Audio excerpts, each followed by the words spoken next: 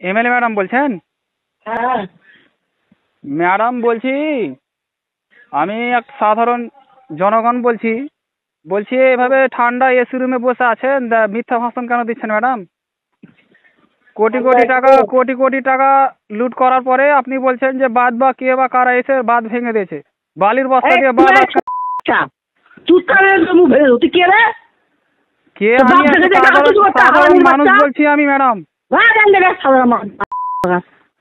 কোটি কোটি টাকার গল্প করে বালির বস্তা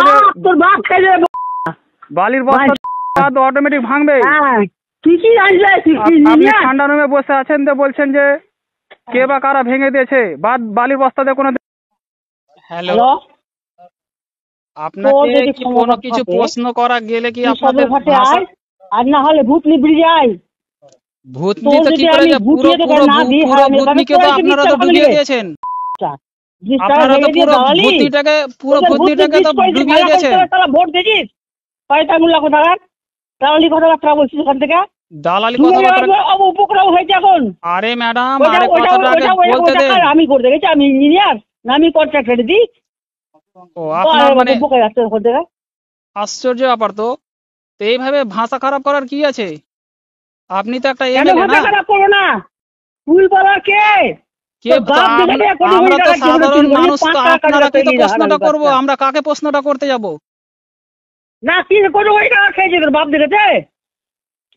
তোর বাপ দেখেছে? আপনি কেউ দেখেনি তো? আপনি এসি রুমে বসে খুঁজে নিয়ে আসছি। ও এসি রুমে সমাজে বলতে হবে। এসি রুমে বসে আপনি গল্প কেন করছেন? এত বলছেন কেন যে বালি কে বা কারা এসে ভেঙে দিয়েছে? বালির বস্তা দিলে ভাঙবে না এত নদীর জলে?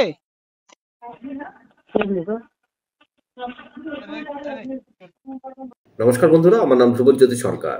এই অডিওটা ভাইরাল হয়েছে, যেটা বলা হচ্ছে তৃণমূল বিধায়ক সাবিত্রী মিত্রের অডিও। যদিও অডিওর সত্যতা যাচাই করেনি খবর সীমাহীন। অঝোর বৃষ্টিতে মালদা জেলার মানিকচক ব্লকের ভূতনি দ্বীপের রিং বাঁধ ভেঙে গেল। সরকারি অর্থে প্রায় 1.5 কোটি টাকা দিয়ে তৈরি বাঁধ মাত্র 5 মাসের মাথায় ভেঙে গেল। ফুলহার নদীর একটি বড় অংশে রিং বাঁধ ভেঙে গিয়ে জল ঢুকতে শুরু করে ভূতনির দক্ষিণ চণ্ডীপুর গ্রাম পঞ্চায়েত এলাকায়। উত্তর চণ্ডীপুর, দক্ষিণ চণ্ডীপুর ও হীরানন্দপুর এই 3টি গ্রাম পঞ্চায়েত থেকে প্রায় 1.5 লক্ষ মানুষের বাস ভূতনি দ্বীপে। প্লাবিত হওয়ার ভয়ে আতঙ্কিত ভূতনি দ্বীপের বাসিন্দারা। যথারীতি প্রশাসন অপ্রস্তুত ও সংকটের মোকাবিলা করতে অক্ষম। এই ভূতনি দ্বীপের রিং বাঁধকে নিয়ে প্রশ্ন করায় উত্তেজিত হয়ে পড়ে তৃণমূল বিধায়ক।